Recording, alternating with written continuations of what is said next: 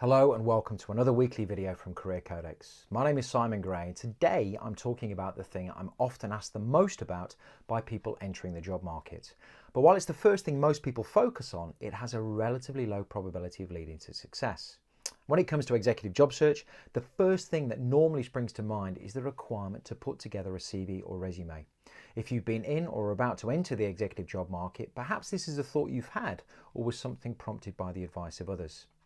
Now, while a CV or resume, and I use the terms here interchangeably, is important and an essential component of any executive job search, in my opinion and experience, it's only a small part of what finding success is really all about. And as a former professional recruiter, I witnessed firsthand candidates spending far too much time obsessing over their CV or resume. If my recruitment company didn't place them quickly enough, they begin to make amendments and tweaks in the vain hope that a minor change will be the one to trigger the right attention from employers. This was a mistake on so many levels, and out of this observation, many of the concepts that now form the Career Codex methodology for executive job search success were born. Relying too much on your CV or resume to find and secure the C-suite C-level executive position you want is a low probability strategy for three principal reasons. Number one, everyone else is doing the same. Standing out in the executive job market means you need to do different things to the majority. Number two, it's wholly reactive. It's not the action of writing your CV or resume, it's how you use it proactively that counts. And number three, employers are unlikely to read it. They simply don't have the time, or the wrong person is responsible for the first filter. Point three is an interesting one, and something I've witnessed on many an occasion. With so much pressure on time, and often the first filter decision being given to a member of the organisation who may not understand the complexities of the role, even if you have the best experience for the position on offer, there is a very, very good chance that you won't be invited in for interview. I think back to one of my times in the recruitment industry, specific example, I've been asked to shortlist for a senior finance position for a large international PLC. The recruitment brief stipulated that the ideal candidate should have previous experience in the pharmaceutical sector in an assurance type role. And despite a national proactive search, I could only count the list of suitable and interested candidates on one hand. Confident in my shortlist, I submitted it to my clients with the expectation that they would at least see and meet a number of my chosen few. After a week or so of deliberation, to my surprise, they came back to advise that none of my people were up to scratch. None of them were suitable. Now, in any shortlist, there are always some stronger than others, and I was shocked that my strongest candidate, who was working for the PLC's main competitor, would you believe, in a senior assurance position, hadn't been selected. What's more, having interviewed this candidate, I'd found him to be extremely driven, dynamic, and impressive in person. He had everything. So I pushed back, but was advised again that Tim, not his real name, but used here for the purposes of telling the story, was not suitable. And I pointed out his extensive and highly relevant experience, in addition to the fact that he worked for their main competitor, but absolutely to no avail. I couldn't quite fathom it. My candidate was extremely interested in the position and was the best candidate in the market for the job. I know this because I trawled the market proactively, but for whatever reason, my client wouldn't meet him.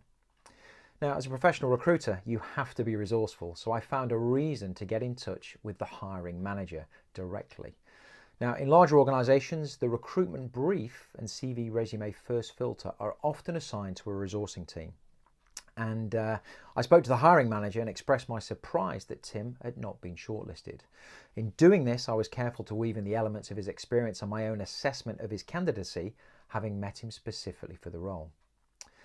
A week or so later, now 3 weeks after my initial shortlist had been submitted, Tim was eventually invited in for interview.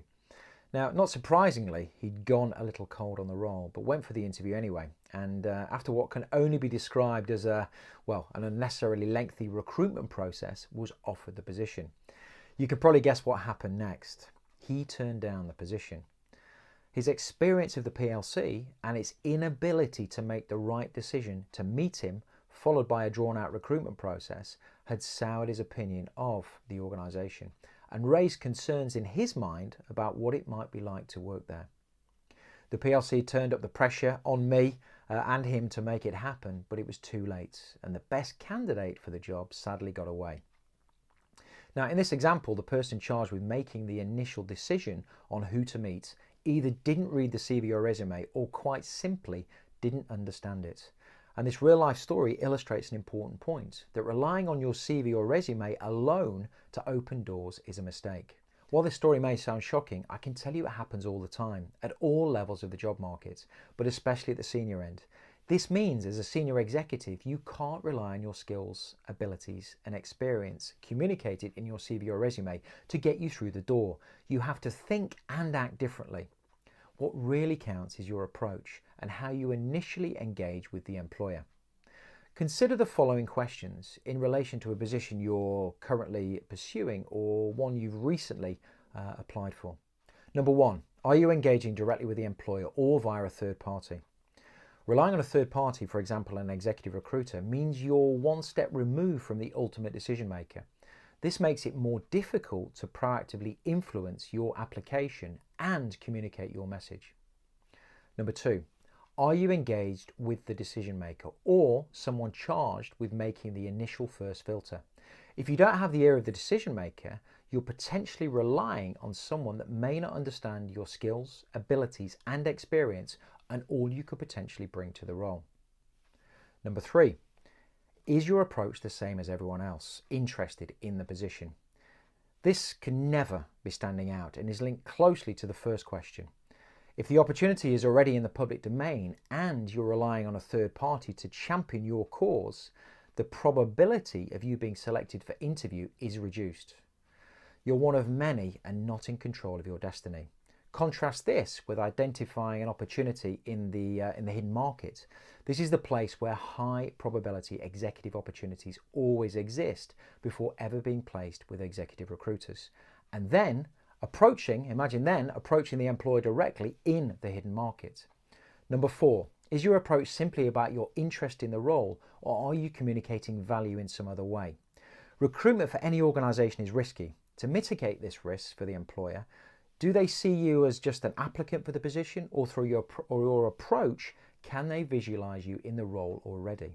What are the challenges the organization is looking to resolve or the growth opportunities they're ambitious to pursue? And does your approach speak into these? Think about question two. Unless you're engaged with the decision maker, this message will never get through. So there you have it, hopefully some food for thought as to why you can't simply rely on your CV or resume, no matter how good you think it is, to open doors to the executive position you really want. Successful executive job search is much more than this. What really counts is your approach. Your executive job search should never be left to chance. Reactive chaos, as I call it, is best left to the majority. For those wanting a higher probability strategy for success, it's all about taking proactive control. But does this different approach actually work? Well, don't just take my word for it. Please take a look at some of the recommendations on my LinkedIn profile from clients that have used the Career Codex methodology to find success. If you'd like to find out more, on the 16th and 19th of February, I'm running a special online event on how to survive and thrive in the executive job market. Details of how to sign up can be found on the website careercodex.com. If you found today's video of value, please be sure to subscribe on YouTube. And if you'd like to get in touch, please feel free to contact me either via LinkedIn or send a message through the website. That's it for today. Until next time, take care and I'll talk to you soon.